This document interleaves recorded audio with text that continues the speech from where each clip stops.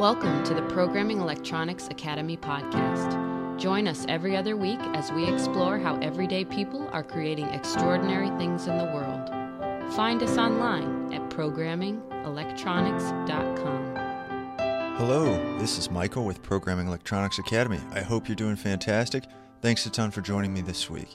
Well, we've got a really interesting guest today. His name is Joshua Brooks, and he works for a company called Autodesk. And they've got a bunch of different software, but the software we're going to talk about is TinkerCAD.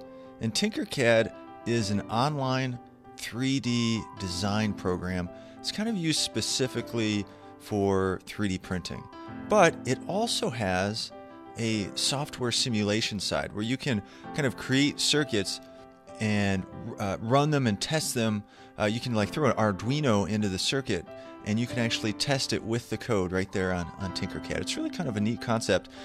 So those are the kind of things we're going to talk about. And the reason I wanted to get Josh on the show is because I know so many people end up getting into 3D printing for parts with their project. At least a lot of people do. It seems like a really handy technology. Obviously, it's been around for a while now. So I thought this would be helpful. Well, without further ado, let's go ahead and start the show. Well, hello, everybody. I'm here today with Joshua Brooks. Joshua, welcome. Thank you very much. Thank you for coming on and talking to us.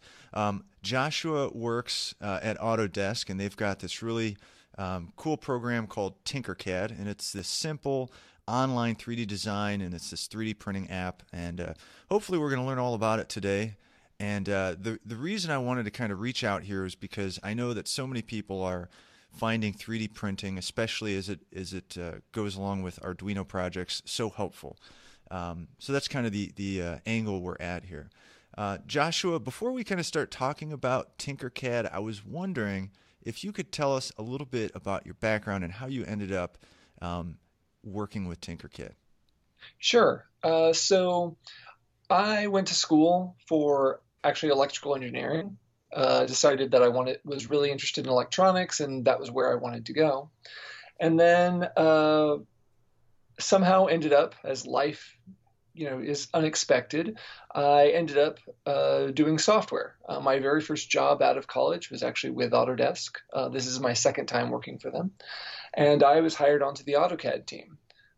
So I cut my teeth at Autodesk on their big flagship product, and I did that for 8 years. So I gained a lot of experience with what computer-aided design is all about, and then decided after some time that I wanted to go off and do some travel, and so I did that. I left Autodesk for a while, and then decided also that I wanted to get back into doing electronics, and so I opened up my own business, actually designing and building ground-penetrating radars, which was really, really, really fun, but also a little overwhelming for me to be running a business. I found out that I was not really great at the management side of things. Still came out with a reasonable product, and continued to work in electronics for a memory manufacturing company, designing computer memory for a while, and then an old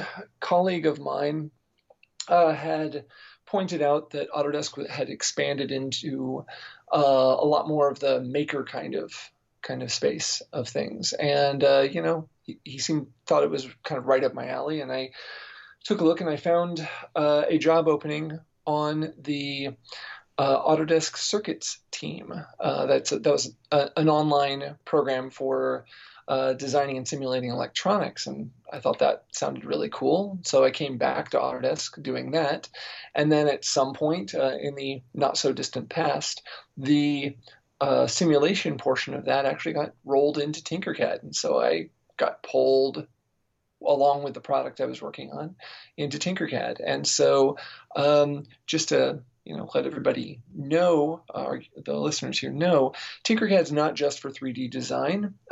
We've also added electronic simulation, including Arduino, and that falls right into, I think, the interests of the audience here.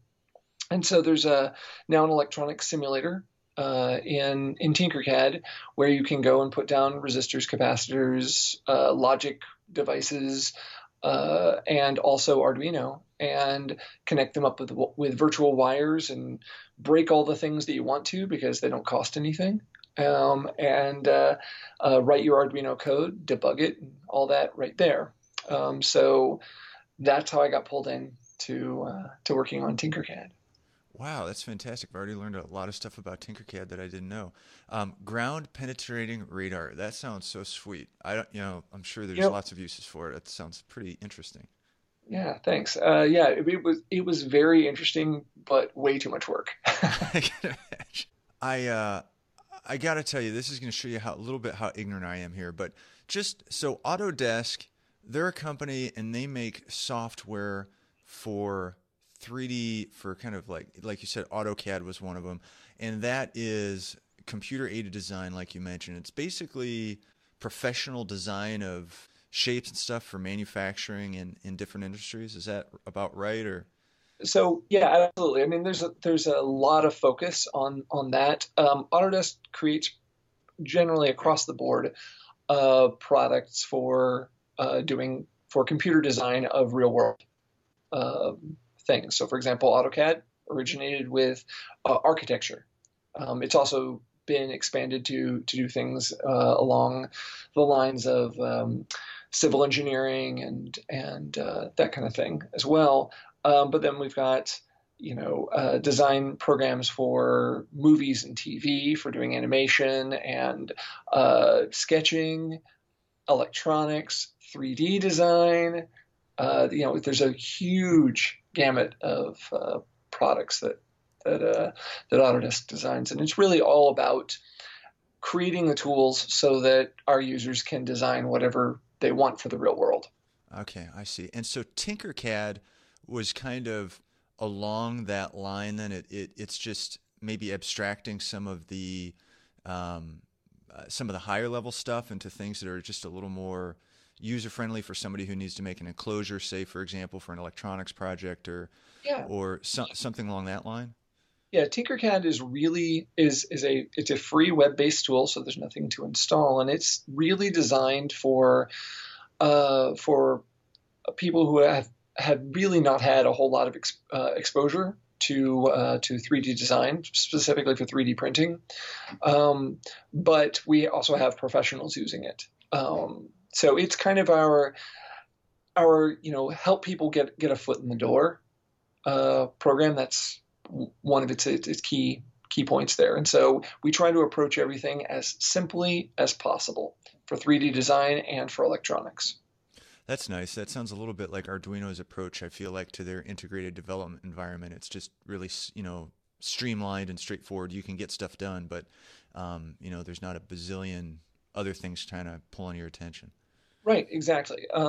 For example, like let's say that you wanted to get started with Arduino and you had no experience, and you asked me, I would recommend going into TinkerCAD and going and creating a new circuit. And we have starter circuits that are in there where you can actually just drag and drop an entire circuit onto your work plane, and it will already be a working circuit, and it can have an Arduino. And then you can go in and edit the code, see what happens, try it out by simulating it and seeing if you break anything or what. Just you can really learn the environment there. Well, one of the other things that I find that I use it for. By the way, I'm a huge advocate of what I do. I love what I do. I love this program. I do lots of hobby electronics, and a lot of them are based around Arduino or around like the AT-Tiny, which is Arduino compatible. You can write code for it using the Arduino IDE. And what I will do is I will use TinkerCAD to completely design my software before I ever try and put it on a board. One of the nice things about Arduino is that you can iterate your design pretty easily. You go in the IDE and you make some code changes, and then you upload it to your board. You wait a little bit, and then it does some things. You can actually do that as well in TinkerCAD without ever having any real hardware, where you go and edit your code, try it out, and see what the simulator says it's going to do. And so I will completely debug all of my code and get it working there. One of the also really cool things, I don't want to sound too much like an advertisement. Again, it's just I love what I do. I think this is a great tool. Is that unlike the Arduino IDE, there is a built-in a debugger. You can actually effectively stop time and inspect all the variables that are in your program and step through your code one line at a time and see how it's affecting your circuit. That sounds really neat. That's a neat change in workflow. I'll have to check that out. I haven't done it yet. So it sounds like, so you said this is a browser-based program. Yep. Does that mean, so it's browser agnostic? I can grab any browser. It's operating system agnostic for that matter, I suppose. Yep, that's true. Okay, that's neat. And now I also understand it is also a 3D printing app. Now, Yeah. how is that? So you can design it on there. I imagine that's one tool set. How does the printing side of it come into effect? Is it, and I'm pretty ignorant when it comes to 3D printers. I don't have one yet. I guess I'm a bit uninitiated there, which is a shame. Won't last forever. But could you kind of walk me through that a little bit? Absolutely. So you can think of TinkerCAD as being kind of two editors. There's a 3D design portion of it, and there's a circuit design portion of it. The circuit design portion was added this year, and so we're still in process of getting those two work spaces to have a lot more overlap. So I'm digressing here just a little bit because I want to get the connection back over to 3D. So one of the things that we've done is to create these things that are called circuit assemblies, where what that is some simple electronics and 3D printing pieces to go along with them. For example, everyone knows you can take, or a lot of people know you can take like a 3-volt coin cell battery and put an LED across that, and it'll light up. It's not the optimal way to light up an LED, but it works really well. You generally don't break them that way, even though you are not limiting the current.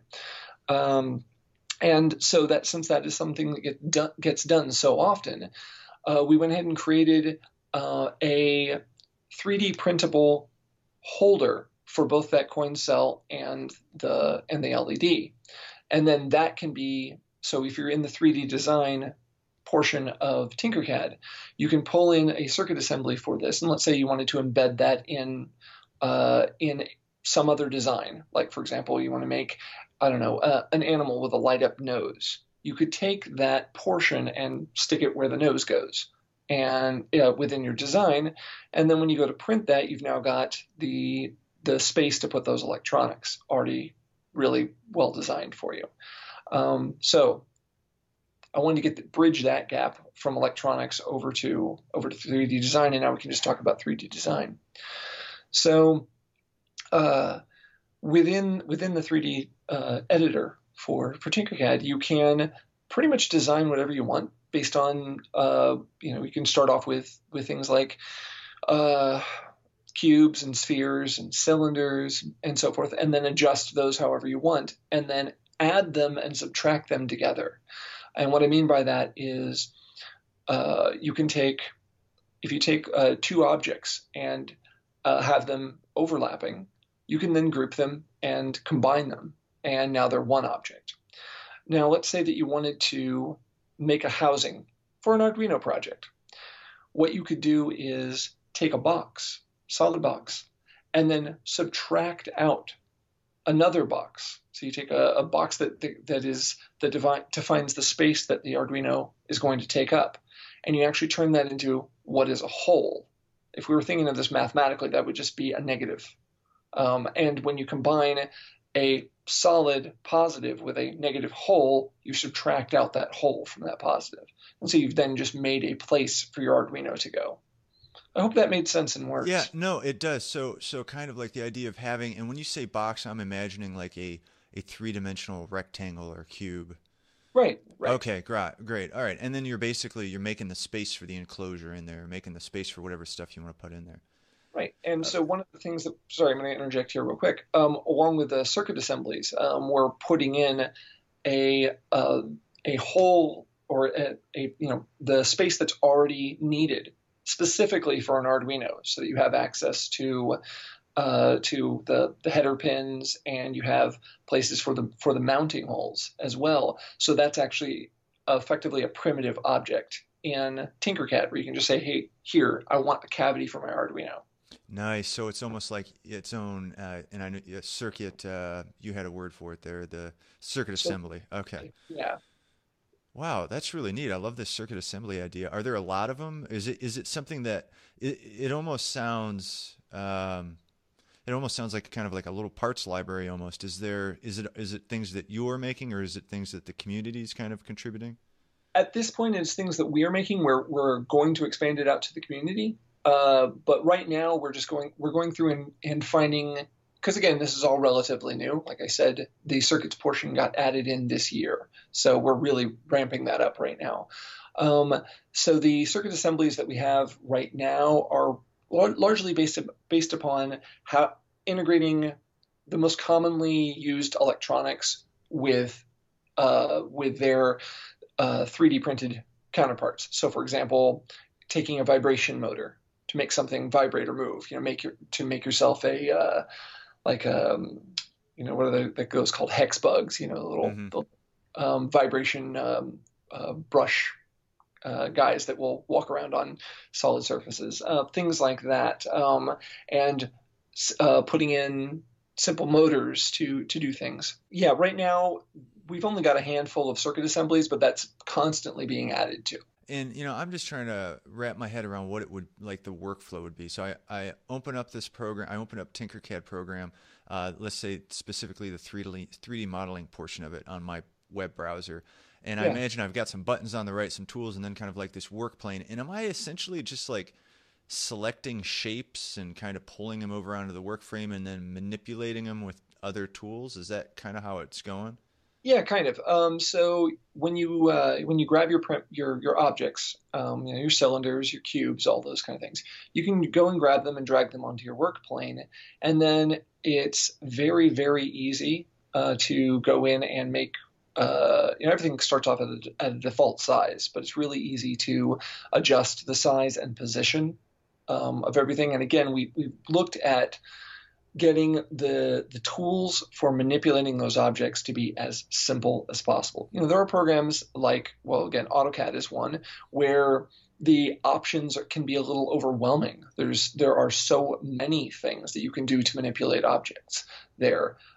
Here we focused on what are the most common things, and it really doesn't limit what you can do. It actually tends to streamline the way that you do things. So we've got very simple alignment tools and very easy ways of adjusting the size and position of objects. Yeah, that's fantastic. Sometimes it's like too much information, too much ability is almost overwhelming, especially when you're just getting started and you don't quite have that baseline yet for what's even possible. Actually, a real quick anecdote here. So, like I said, I was an AutoCAD developer for many years. Well, every time there'd be a new version of AutoCAD, all the toolbars would disappear while we were developing because they would be redesigning the toolbars. And so AutoCAD has a command line, and so I would do all of my development and all my own personal work using the command line. When I came back to Autodesk and got a fresh new copy of AutoCAD on my computer, I opened it up and was completely overwhelmed by the toolbars. There were so many options. So 3 years later, I'm still using the command line. Nice. Yeah, and I'm not trying to beat the options down either, because I think sometimes, especially as you get more skilled with, a software suite, then all those options become amazing and awesome and can really save you time, I think. But absolutely, and that's what they are. They're for, once you learn how to use them, they're great. They're fantastic. It's just getting there. Right. Okay. So I'm the kind of person who I have a hard time drawing a three-dimensional cube on a piece of paper. That's kind of where my level of design is. Let's say I went to the TinkerCAD today, hopped on, signed in, logged up, whatever, and I tried to I don't know, make a I don't know, like a three-dimensional snowman or something. Is that something that I can kind of intuitively go in and figure out, do you think, or? Well, okay. I think that if you were to go in completely blind, you might have a little bit of difficulty with that. I'm thinking of one thing specifically, which is if you were going to make yourself a three-dimensional snowman, you'd probably just go grab yourself, three spheres, maybe. Knowing how to manipulate those in space is you might be able to figure it out just by clicking on things and looking at what handles come up, because when you manipulate the objects largely through these little handles, and there's one that's kind of this little it'll be at the top of the object, and it's a little cone arrow, and if you grab that, that will move the object up and down off your work plane. So if you think of the work plane as being kind of X and Y for those of us who are familiar and comfortable with Cartesian coordinates. So you think of that work plane as X and Y. I'm talking about the Z direction. And so it might not be absolutely obvious to begin with that that's what you need to do to move it off the work plane, is to grab that little thing. You might be able to poke around and figure it out. Okay. What I would actually recommend to users is, to anyone who wants to get started with it, is there are a handful of tutorials, and they take like a couple of minutes, and they're largely designed to get you through. Hey, here's how to move objects around and manipulate them. Okay. All right. Great. Okay. That sounds something like I can definitely accomplish. All right. So the other thing I wanted to talk about was the whole 3D printer app side. Yeah. So we said that the TinkerCAD is kind of browser and OS agnostic. What about 3D printer? Do you have to have like a specific? And I feel shamed because I know so little about 3D printing, but is there like some standard that 3D printers use that it doesn't really matter what the design software is, kind of thing, or? That's an interesting question. So there are a couple of file formats that 3D print software will pretty much all tend to use. One of them is STL, which is a stereolithography file, if you wanted to know what the STL is for, or an OBJ file, and that's the both of those are 3D design formats, and typically most 3D printers, they'll have their own software that will accept those files. So in TinkerCAD, the workflow for your average everyday 3D printer would be do your design in TinkerCAD. Then you have a way to export that file to either an STL or an OBJ, and then you can go into your printer's software and set that up. Now, some printers can take that file directly. Others require manipulation. There's a desktop product. This is something that you have to install. That's by Autodesk. That's called Print Studio. That you can set that up to create the file that natively a lot of different 3D printers will use. Now, additionally, we're adding these as we go, but we've just recently added the ability to print directly to certain printers out of TinkerCAD. But that's a very new feature that I don't have a whole lot of experience with. There's the MakerBot has recently added a 3D printer that has a web interface for driving. You can actually control it remotely, and it even has a camera on it, so you can see when your print's done. If you want to check up on your long 3D print that's taking it, that's running through the night, but it's running at your office or running at your workshop or what have you, and you don't happen to be there, you can actually take a look and see, hey, how's my print going? Wow, that's really cool.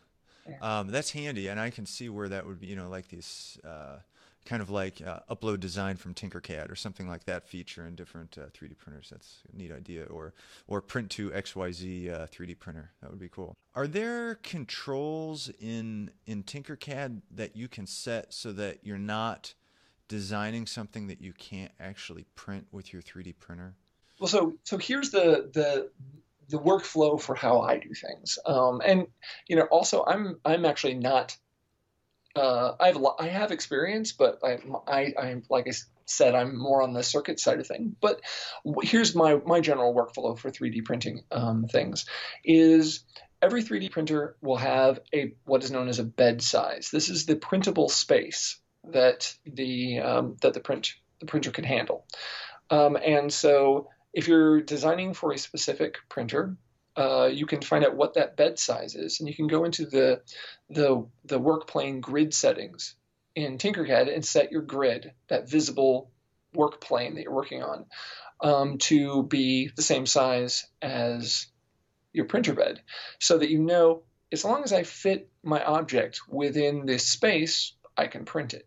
The default work plane is actually pretty good for a lot of printers. Okay. So, and I'm jumping around all here, but back to kind of the circuit simulation side of TinkerCAD. How many different types of components do you have in there, and how complex of a circuit can you build? Okay, so we have right now somewhere between 100 and 200 components. And that actually represents in the real world a lot more components because, as we all know, things like capacitors and resistors and so forth can have different values of resistance, different values of capacitance. So in the circuit editor, each one of those is actually one object, but then you can just click on the object and set that value. And you're asking how complex your circuits can be. Well, I'll give you some examples of different things that you can do or that I've done. I've made lots of Arduino projects that include various sensors like passive infrared sensor, distance sensors. You can do things like control motors, including servo motors on there. As well, so that's really nice since controlling servos with an Arduino is very easy in software. We wanted to make sure that was in there in our simulator as well. As we have lots of digital chips, the everyone's favorite, the 7400 series of logic. I actually, just as an experiment, went in and created. I wanted to create a digital counter that worked in decimal instead of binary or hexadecimal. So it would count and display. It would add two values in decimal and give the result in decimal, and managed to do that with just discrete logic chips. So that was kind of cool. That is cool. What community aspect is in TinkerCAD? Is anything built in there? Like I can see what other people are doing, or I can maybe borrow their designs, use their designs. Is there like a gallery type thing where I can look at stuff that's already been done and maybe just modify it a little bit for what I needed? Or yeah, there's exactly that. I'm going to talk about a couple of things here. So yeah, there are galleries of other people's designs. If you want to have something that you create be available for other people to view and see, you can change the privacy settings. But by default, every new design you have is yours and yours alone. But if you want to share it, you can turn it into a public design, and then other people can view it. And one of the things that you can do, regardless of whether or not you have a design of your own that you want, whether it's public or private, you can share that with specific people by creating there's a share button that will give you a link that you can give to somebody, and then they can now view your design. But additionally, you can also have them collaborate at the same time. So TinkerCAD allows you to actually have multiple people working on the design at the same time. I'm going to digress here with a small anecdote.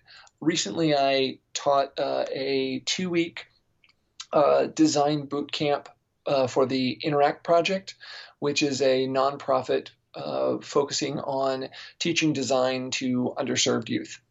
And we had the students designing, using TinkerCAD, designing lamps. We gave them basically, here's the electronics. We got some parts that were, IKEA-ish kind of parts where all it is just a cord and a socket for a bulb. And said, here's where you're starting. Now design some lamp to serve some purpose.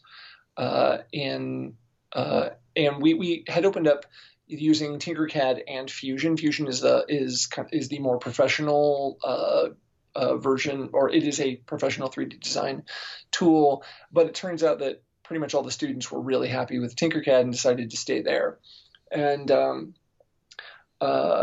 so we had them in groups of 3 working on their designs. And so typically what they ended up doing, or actually what a couple of them ended up doing, was working actually on the same exact design at the same time. So, for example, there was one group that was making a telescoping lamp, and it had a lot of different parts to it. And so, but they were doing that all within one workspace in TinkerCAD. So it's like happening in real time, essentially? Yeah. Wow, that's neat. Yeah, and that's true for both the 3D design and the circuit design. Both of those are collaborative. Oh, cool. Awesome. Well, hey, I can't wait to go log into TinkerCAD and check it out and start doing a simulation. And I have to go buy a 3D printer. I have no choice now. So this will be sweet. Hey, well, thanks a ton for taking the time to talk, Josh. I appreciate it. You're very welcome. My pleasure. Cool.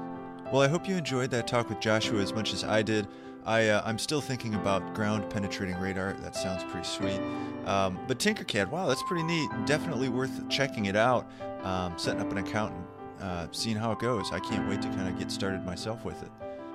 So, hey, if you have a chance, wow, I'd appreciate if you could go to iTunes, maybe leave a comment or a review if you like the show. Really appreciate that. And if you haven't yet, you can always subscribe to our show in iTunes or whatever podcast feeder you use. Well, hey, that's it this week. I look forward to seeing you next time, and I hope the rest of your day, night, whatever it might be for you is just wonderful. Have a good one. Bye.